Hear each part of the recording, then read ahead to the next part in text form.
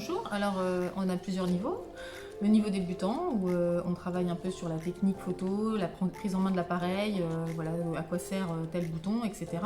Le cadrage, on fait des ateliers. Le perfectionnement où effectivement là on sait déjà comment utiliser l'appareil, mais on apprend encore des choses techniques et ensuite on fait différents ateliers, prise de vue à l'extérieur, à l'intérieur, en studio, etc. Donc c'est pas que théorique, parce que les cours seraient un peu ennuyeux, donc on fait de la pratique, après avoir fait un petit peu de théorie, tout de suite on applique en fait ce que j'explique pendant le cours, c'est-à-dire la technique de l'appareil photo, et hop on met en application pour voir un peu ce que ça donne. On fait aussi des cours de retouche photo, pour que les personnes puissent avoir des belles photos quand ils rentrent.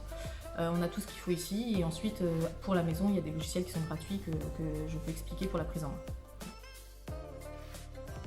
Alors, à partir du moment où on sait déjà bien se servir de l'appareil photo, voilà. Au moins quels sont les boutons pour faire tout ce qui est prise de vue en priorité ouverture ou vitesse. Si là, ça ne vous parle pas du tout, ça sera plutôt du niveau 1. Voilà.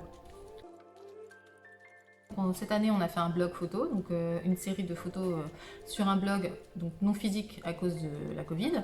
Ensuite, on a fait aussi un travail d'édition avec un fanzine qui a été édité, avec l'atelier écriture, dessin et peinture, où là, soit on illustrait un dessin ou un texte, ou le contraire, c'est-à-dire une photo est illustrée par un texte ou un dessin. Et ça fait une très très belle édition avec la collaboration d'Eric qui a fait le fanzine. Pas de souci, ici on a un appareil photo qu'on peut prêter, qui a un réflexe. Sinon pour l'achat, il vaut mieux avoir un réflexe ou un hybride, qui permet effectivement de pouvoir changer tout ce qui est ouverture, vitesse d'obturation, donc ça on en parle au cours. Mais moi je peux donner des conseils, il n'y a pas de problème. On va éviter juste le compact en fait. Si c'est un bridge, ça va, un hybride c'est parfait, un réflexe aussi.